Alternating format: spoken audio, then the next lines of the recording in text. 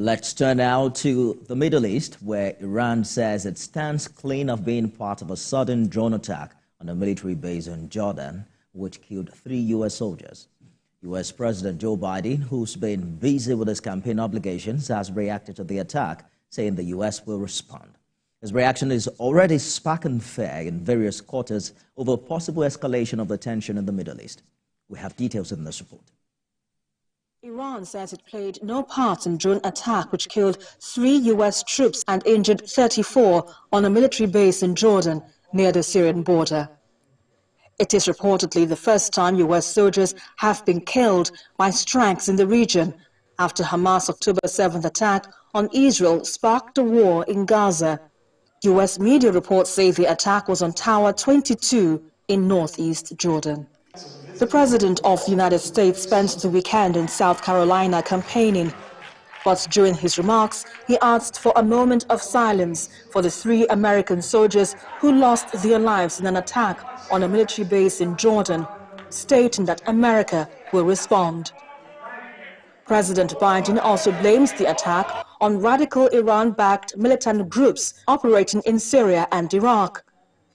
He said the attack happened at a base in northeast Jordan, close to the border with Syria.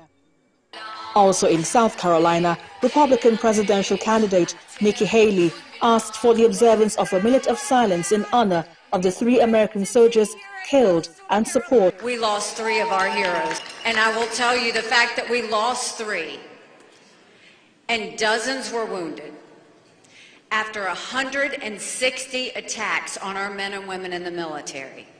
It is absolutely shameful. But what we need to remember is those families need to be lifted up today. We need to lift up every one of those families who lost their loved ones and every one of those families whose loved ones have been injured in these attacks. So please take a moment to just lift them up in prayer. Let's just take a few seconds, please. The drone attack. The Yemeni rebel Houthi movement says it launched a missile at the U.S. warship in the Gulf of Aden on Sunday evening. The Yemeni military spokesman Yahya Sarrier says the operation by the Iran-backed group was part of military measures in defense of Yemen.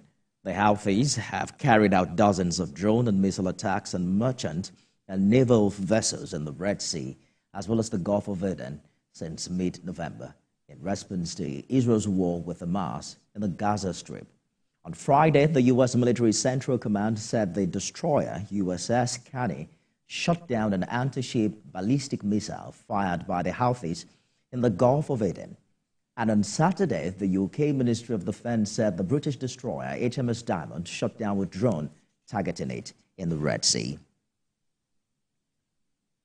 Meanwhile, some main shipping companies have announced the suspension of the Red Sea activities, redirecting their routes through the Cape of Good Hope, increasing journey times and costs. Due to tension in the Red Sea, merchants and economists in Iraq say trade will be negatively affected by a decline in global trade volumes.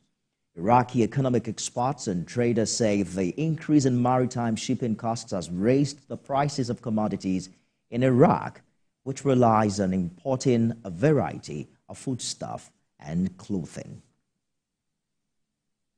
And members of Iraq's alleged marginalized black community limited to Basra Zubair district said they continue to face social and political discrimination coupled with being subjected to living in an inadequate living condition. Zubair district, like other distant sections of Iraq, is a land of poverty and deteriorating public facilities with dusty roads and basic cement buildings.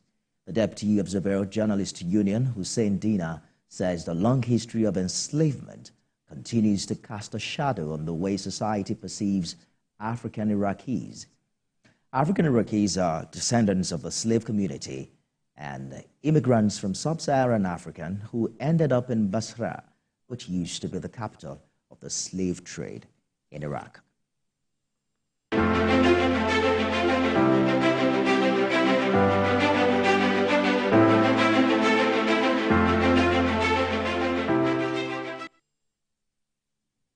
More than 1,400 flags representing over 30 nations were planted into the ground in Beverly Hills, California, to represent the victims of the October 7 attacks by Hamas against Israel. An American-Israeli venture capital group reportedly spearheaded the exhibition in collaboration with the Consul General of Israel. Flags for Israel is said to be a place for prayer, togetherness, reflection, and hope for the Israelis, the Jewish community, as well as the people from all walks of life who stand against anti-Semitism and hatred.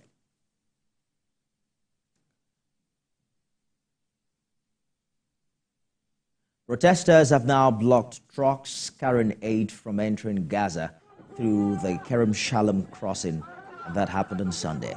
The Israeli Defense Forces had on Saturday announced the closure of the area to the public after days of protests.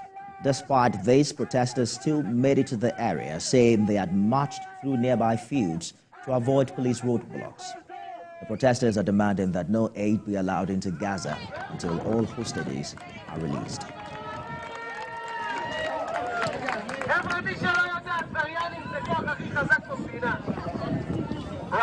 Very nice. New York! New York!